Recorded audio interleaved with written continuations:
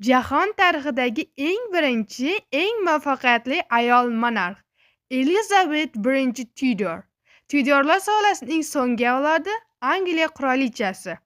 U uning opasi Vladimir, ya'ni Qonli Meri laqabi bilan tanilgan opasining vafotidan so'ng Genrix VIII ning so'nggi farzandi bo'lganligi uchun taxtga chiqadi. U o'zining onasidan atigi 2 yosh bo'lganda ayriladi.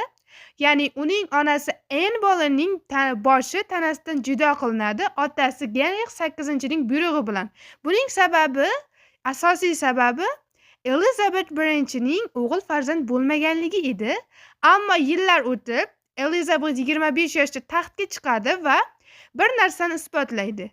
Ayol kishi ham mamlakat boshqarishi mumkin.